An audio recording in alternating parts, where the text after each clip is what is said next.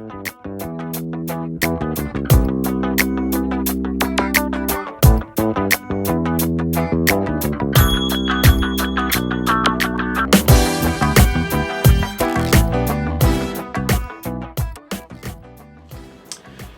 everyone, and welcome to episode number 4 of Nathan Talks. Today I have a rather unconventional title of this talk: How Not to Get Swept Down the Toilet Bowl of This World. Now honestly, I'm going to have fun trying to shorten that title down so that it will fit in the YouTube box, YouTube menu, the title, but I'll figure it out. But this is another unrehearsed talk, number 4, episode number 4, unrehearsed. I literally pray, Lord, what do you want me to talk about? I get down on my knees and I think about it for a few days. I pray, and then I begin to write notes down on a tablet. And sometimes I don't write notes down. It's all given to me in my head, and I sit down and talk. Sometimes I actually have a few little notes that I write down as I'm literally on my knees praying. And I'm so blessed. I've been getting some really good comments back from people who, both on our blog, the Hoshana Rabbah blog, my Bible study blog, as well as on this YouTube channel, about how these messages have seemed to be the right message at the right time for people who needed to hear them at that moment. The comments are brief, so I don't know all the details, but I just got a comment from somebody recently, just today actually, in Canada, who forwarded this video, the video I made last week on Shabbat Shalom, to a family member of hers who has been keeping the Sabbath but didn't really understand the full ramifications of it and how it fit into the bigger picture. And they watched the video, and it really nailed it for them and helped them to come to a fuller understanding and a greater devotion for the seventh day Sabbath. So this is exciting. I just want to be an instrument in Elohim's hands and be used however he wants. So hopefully these videos will continue to be a blessing to a few people.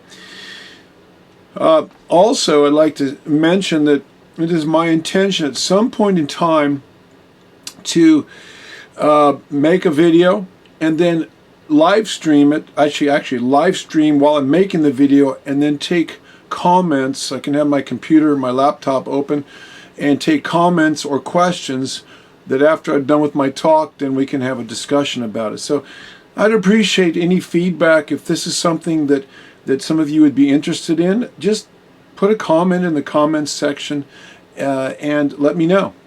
And probably what I would do, since there are people from all around the world that are watching this on different time zones, there's people in Australia and Canada and Romania and different places that I've heard a few comments back from, Europe, that would probably do these at different times, usually on a weekend, maybe like a Friday night, or a Saturday Sabbath morning, or sometimes a Sabbath evening, sometimes on a Sunday morning, Sunday evening, to catch different time zones so people can participate. Anyway, if that's something of interest to you, then I'd appreciate hearing back, because I want to be a blessing to you, and that's what this is all about. So let's get on with our talk: how not to get swept down in the toilet bowl of life. What do I mean, the toilet bowl of life? Well, a toilet bowl, this sounds crass and graphic, but look, I think you get all the picture. This world is like a toilet bowl. You flush it, and it's the water swirling around with all of its stuff that's in there. We don't need to elaborate. And it goes down the tubes.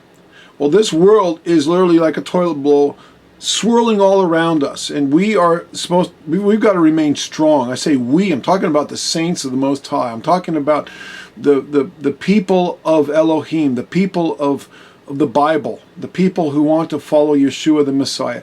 We've got to somehow remain strong. How do we stay strong when everything is swirling around us, trying to suck us down with it, down into the hole of destruction?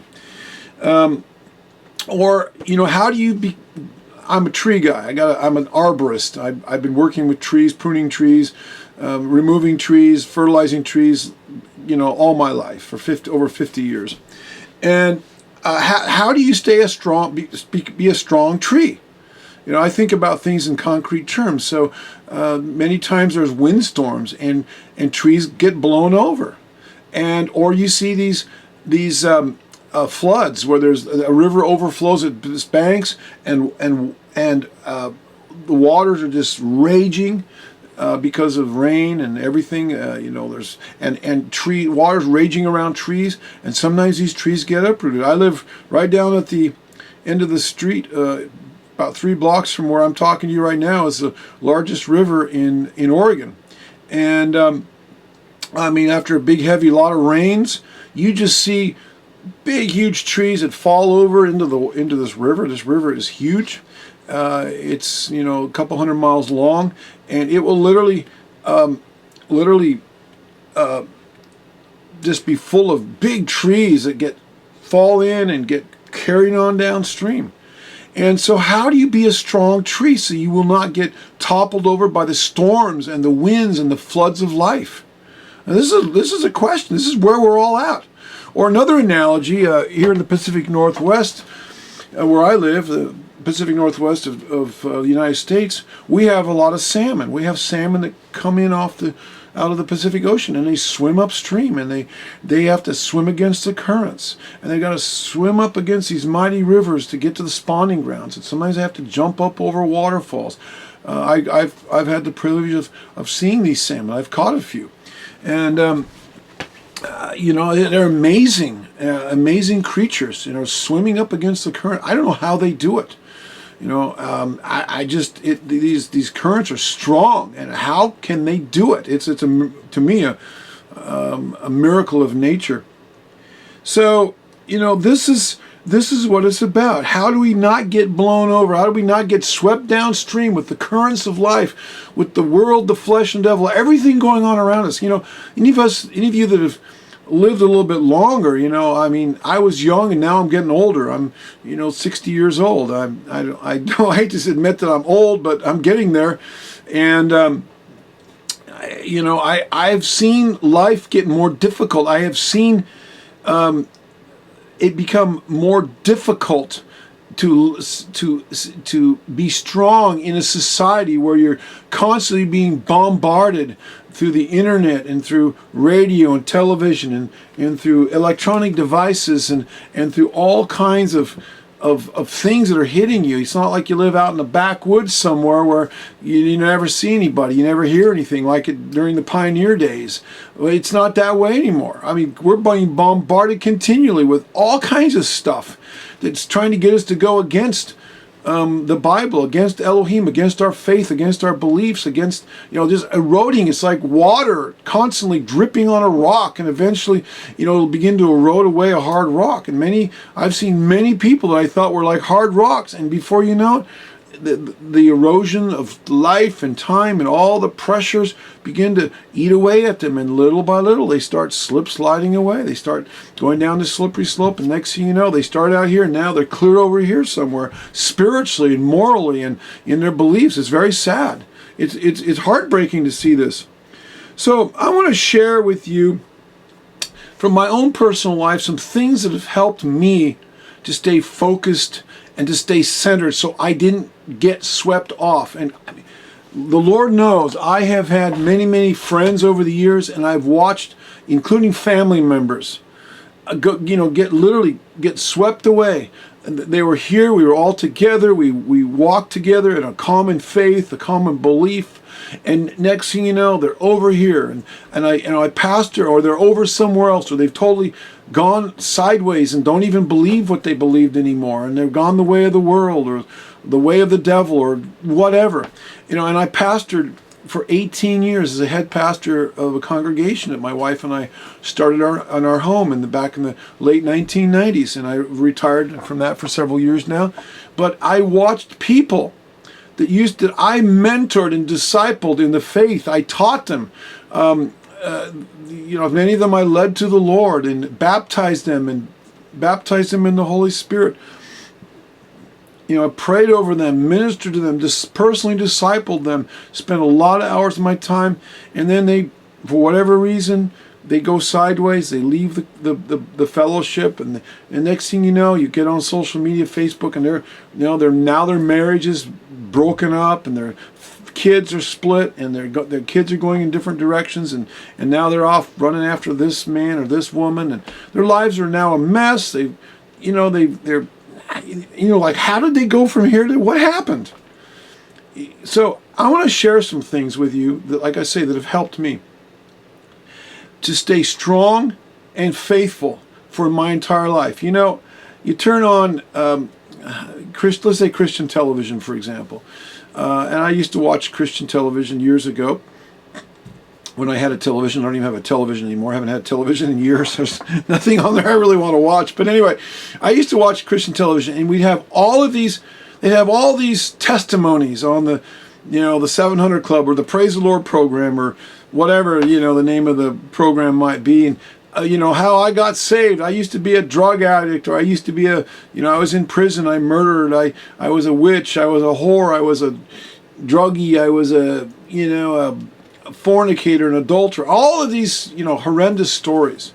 A life of prostitution and life of this and life of that. And hallelujah, the Lord really, saved them out of that debauchery, and now they're been set free. Wonderful testimonies, and I truly, they're inspiring. I was involved in for a number of years. I was involved in the Full Gospel Businessmen's Association here in our local chapter, and I got to hear wonderful testimonies through that ministry. But how often did you hear a ministry or a testimony about, well, I never got drunk, I never did drugs, I never fornicated before I got married, I never, didn't get involved in criminality, I've never been arrested, never was in jail. I mean, all the things you didn't do because I was raised in a godly family, because I had godly parents, and I had good parents, and I was raised in church, and I was in church all the time, and I read my Bible, and I prayed all the time, and now I have a job and have a home and a family and my wife and my children, and life's been pretty good and pretty, I've had my trials and difficulties and stumbled along the way, but I haven't made disastrous decisions in my life. Now, how many times do you hear testimonies like this of how Elohim has kept somebody and how they have been faithful to the Bible, faithful to Yeshua, to Jesus, faithful in their Bible study, in their prayer, and their devotions, and faithful to obey Him, and they've been spared all these things. How many times do you ever see that on, these TV programs, or on, these radio programs, like, whatever, sharing miracle stories and so forth? How many times? I don't know about you, but I haven't heard those kind of testimonies. I mean, I know they're out there, but these are not the testimonies that wow people. These are not the testimonies that sell lots of books and lots of videos and increase ratings. It's kind of like when I was in journalism school. I studied in a couple journalism schools at the university level. I wanted to be a journalist. So I remember hearing the journalism teachers would say, when you're writing a newspaper story, if a dog bites a man, that's not a story. That's not a story that's really going to appeal to too many people. Okay, dog bites a man, whoop-de-doo. But if a man bites a dog, now that's a story. That's something that will sell. That's something that will pique people's curiosity. Well, it's kind of the same way. If I got saved out of a life of drugs and sex abuse and pornography and criminality and just think of all the bad things that people get saved out of, and I get gloriously saved and my life gets turned around, that's a story. But if I walk faithfully and taste and see that Yehovah is good, taste and see that His Word works in our lives. All right, next, turn the channel, Mildred. I don't want to hear that. It's not titillating. It's not ear tickling. But yet I maintain that is the greatest testimony of all. The testimony of the saving power of Yehovah. How to be a strong tree. How not to get blown over in the winds and in the floods of life. How not to get swept downstream when you're trying to swim upstream. How not to get sucked in with all the other crapola that's swirling around in the toilet bowl of this world, the toilet bowl of life that's all around us, and get sucked down into the sewers of nothingness, of destruction, whatever you want to call it. Well, it's not like, and that's been my testimony, not getting swept down. And I'm not bragging. I've made my mistakes. I've sinned, I've stumbled. But by His grace, I have not, and again, I'm not bragging, I'm just stating the facts. I am giving Him all the glory. I have not had to go through a lot of the hardships that other people have had to go through by making disastrous decisions. And there's a reason for that. And I'm going to share, at least, obviously, it's His glory and His grace and His hand on my life. And I'll give Yehovah Elohim all the praise. It's not me. I could have been born in a different situation. I would have been worse than the worst. And we're all the chief of sinners. All of us, none of us deserve His mercy and His grace. One sin is enough to bring the death penalty, the judgment of Elohim upon us. So I'm no better or no worse than anybody else. I have no delusions about that. I deserve the burn in the lake of fire, to be dead eternally as soon as I die, just as much or as less or as least as anybody else. You can think of the worst sinner. My fate should be the same as his, but I know that by His mercy and grace, He had His hand in my life, and I know that my name is written in the Lamb's Book of Life. But I want to say that my life has been spared from a lot of the pain and suffering that a lot of other people's lives have been spared, not because I'm perfect, not because I have lived a cloistered monastic kind of a life, lived in a cave somewhere where I didn't interact with people. No, not at all. I've lived a very full and active life. Yah knows. I grew up on a farm. We traveled when I was a kid. We did different things. I went through the public school system, K through grade 12. I went into a secular university my first year, lived on campus in a co-ed dorm. All kinds of crazy things were going on there. I transferred to a major university where I was for several years, a major city university in a major downtown, one of the major cities in the United States. I lived at home, but I commuted every day. I spent a year studying in Europe at a university there, a full year, traveled all over Europe, or not all over, but in a number of countries, and had opportunities to do all kinds of things that maybe were not good, but I resisted those temptations. As a young man, I was 20. I turned 21 in Europe, my third year of college. I got out of college, graduated, went to work in the family business. When I was 25, split off, started my own business, and over the last 35 years, I've had many employees. I've met many people. I've been in many people's homes. I've traveled. I've met my wife. We've had 4 children together. I've traveled in 20 some countries, 4 different continents. I could go on and on. My life is a very active, busy life. I've traveled, I've climbed mountains, literally big mountains. I've skied, backpacked, I've written, I've been published. I pastored for 18 years, been with people that I could have, all kinds of things could have happened, honestly. All the things I've experienced. And yet, by His grace, He kept me. And I largely attribute this to one thing in my life, other than the merciful grace of Yehovah Elohim. But beyond that, my daily morning devotions, every morning in my life. I get up early every morning, and I'm come out here and when I lived elsewhere, wherever it was, it might have been in my bedroom, wherever, when I was growing up on the farm. But I would pray and I would read my Bible every morning. I started that when I was like 8 years old. And I had examples from my parents. They did that, and they've been doing that for like 70 years. And I just I had that example to follow, and I knew that was the right thing to do. And as I grew and I saw how crazy the world was, when I got into high school and college, I realized that was the thing that would keep me centered, that would to keep me focused, to cry out to Elohim for help and for strength, to read His Word, to wash my brain, if you will, with His Word, to keep that in me.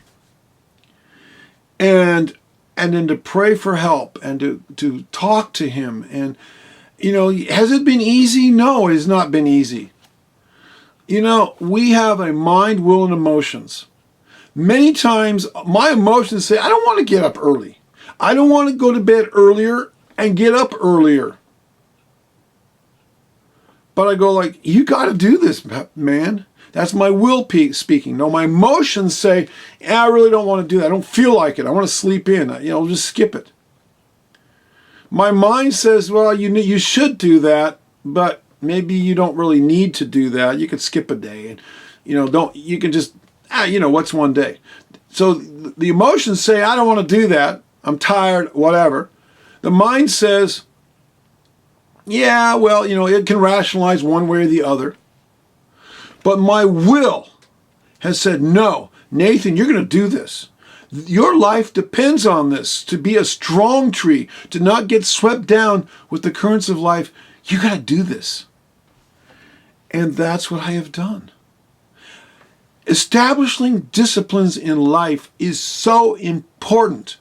Whether it's getting up and going to work in the morning. How many times, those of you that work, go have a job, you don't feel like going and doing your job? Many times. Yet, you got to do it. I owe, so off to work I go. You're not going to get your bills paid if you stay in bed all day or sit home and watch YouTube videos. Unless you watch good videos like mine, but don't do it when you should be working. Anyway, we'll just do them on the Shabbat or in the evenings or whenever. But anyway, there's a lot of things we don't feel like doing. We have duties, we have responsibilities that we have to fulfill. We've got families to support. We've got to pay our bills. We've got to, whatever. But we do it anyway. So why should that not be the case with our daily devotions? Our wills need to tell us, look, you need to do this. This is for your own good. This is for your spiritual survival. And when I see people stop doing their devotions, that's when I start seeing them sliding away spiritually. They start slipping downstream with the current, like that salmon that's not swimming up against the current. Or they start swirling around in the toilet bowl of life and start getting in that vortex that goes down the you-know-what hole into the sewers and flush down. You don't want to be like that. There's something about starting each day out with Yehovah. You have a good night's sleep, and it's like the slate is wiped clean. It's like the windshield wipers of life just cleared everything off. You wake up in the morning, you're rested, you got a fresh perspective on life. The windshield of life has been wiped clean of all the stuff that's on there, the dirt and the water and whatever, the windshield of life. And you're starting out with a fresh, new day. You get up early. I get up between 5 and 6 o'clock every morning, except on the weekends I sleep until, this morning I was up at 6:30. Sometimes I sleep until 7:30, depends. But anyway, I get up early in the morning, and I spend several hours before I have to go to work. And that's what I do. And I'm telling you, it makes a difference. You get up in the morning, you got a fresh day, you got the joy. You start out when you're fresh with Yehovah Elohim, you pray, you read the word, and maybe someday I'll talk to you about what I do in my devotions. That's a whole other discussion, what I actually do. That's actually a good Nathan talk. Maybe I'll do that later today or tomorrow. But what my devotions are. And everybody's got their own thing that they do, but I've been doing this a long time, and I know it works for me, and I maybe have some suggestions on that. But I want to encourage you to establish some good habits and be resolute in them. Act and treat them as if your very life depends on them, because it may very well. And the people that step away from these devotions, they're the ones, in many cases, that start getting swept along. They start getting discouraged. They start, Yeshua starts slipping away. Their relationship with Elohim, starts deteriorating. They don't have answered prayers. Their faith goes down. They lose the joy of their salvation. The things of the world start becoming more alluring, and now they start filling their life with those things. Not that that's all bad, but in place of. So they start, basically, God or Elohim, who's up here, now gets diminished in their eyes, and they start raising up other Elohims or other idols, small g, God type situations, and they begin to move in a certain direction.